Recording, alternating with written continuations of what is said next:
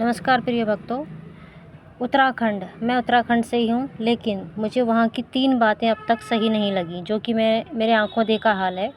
सबसे पहली बात है जो छुआ-छूत वाली बात, जो बहुत पहले से चलती आई है और आज भी चल रही है। भले ही वो कम मात्रा में चल रही है, लेकिन चल रही है। कैसे? जैसे हमारे यहाँ जिनको हम शेड्यूल कास्ट बोलते हैं, तो वहाँ पे उनको नीची जाति का समझा जाता है। अगर वो आपके सामने से गुज़र रहे हैं, तो हमारे यहाँ बोला जाता है कि उनको नमस्ते मत कहिए, क्योंकि वो आपसे छोटे हैं। उनको हाथ मत जोड़िए। लेकिन मैं सुनती नहीं किसी की, मैं हाथ जोड़ती। मेरे लिए सब मनुष्य बराबर हैं। सब, कोई मनुष्य कोई बड़ा नहीं, कोई छोटा नहीं, सब परमात्मा के ही बच्चे हैं। तो मतलब ये चीज़ बहुत ही गलत है। पहले तो इससे ज़्यादा हुआ करता था कि मतलब अगर कोई शेड्यूल कास्ट एससी वगैरह आपके घर में आ जाएँ, तो उनको एक अलग बर्तन में चाय पानी दिया जाता था और उसको फिर छूते भी नहीं थे। वो खुद, जो शेड्यूल कास्ट होता था, वो उसको खुद धो के लाता था और धो के रखता था साइड में। तो मतलब आप भी नहीं धोते थे उसको, वो शेड्यूल कास्ट खुद उस बर्तन को धो के आपके सामने रख के जाता था। तो ये हालत थी पहले।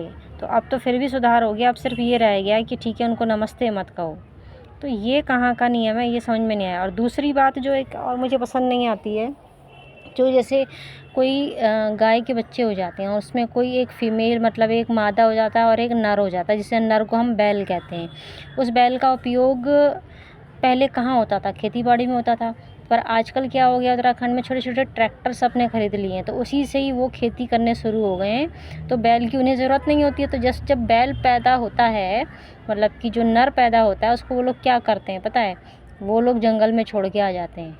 और या फिर किसी को एक इंसान चुना होता है जो सबके घरों से बैल ले लेगा और एक गाड़ी में भर के जंगल में छोड़ आता है, शेर के मुँह में डालने के लिए कि कोई जानवर, जंगली जानवर उन्हें खा ले।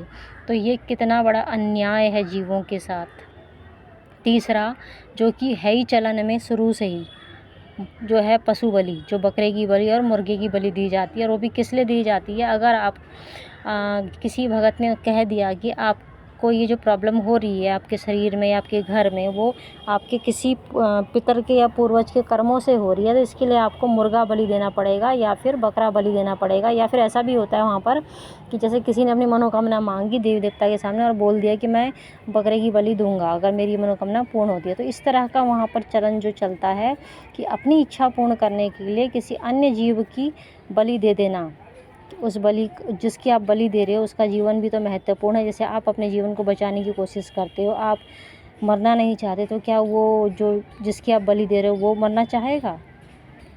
क्या वो आपके कर्मों को लौटा देगा? या आपके पूर्वजों या पितरों ने जो कर्म किए हैं, कुकर्म किए हैं, वो किसी की बलि से क्या वो उनका नाश हो जाएगा? ऐसा तो कहीं नहीं होता। कर्मों का भोग तो भोगना ही पड़ता है।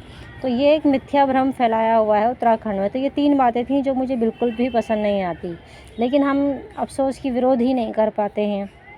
और मैं विरोध नहीं कर पाती, लेकिन मैं मानती भी नहीं किसी की बात को। कोई मुझसे कहे कि भाई इसको नमस्कार मत कहो, मैं तो नहीं सुनती, मैं तो करती हूँ और करूँगी, खूब करूँगी। नमस्कार तो दूर की बात है, मैं तो पाँव भी छूऊँगी, क्योंकि मेरे लिए तो सब जो मुझसे बड़े हैं मैं उनके पाँव छूऊँगी। अब वो चाहे जर्नल हैं, चाहे शेड्यूल कास्ट, उससे क्या लेना देना है? ये जाति बनाई किसने है? ये हम ही लोगों ने तो बनाई है, और किसने बनाई है? जो परमात्मा ने मनुष्य को धरती पर जो सबसे पहले उत्पन्न हुआ, तो क्या वो जाति लेके पैदा हुआ था? जाति लेके तो कोई पैदा नहीं हुआ था। जातियाँ तो बाद में बनाई हैं ये हम मनुष्यों ने। तो यही बात मैं आपसे शेयर करना चाहती थी। सत साहेब।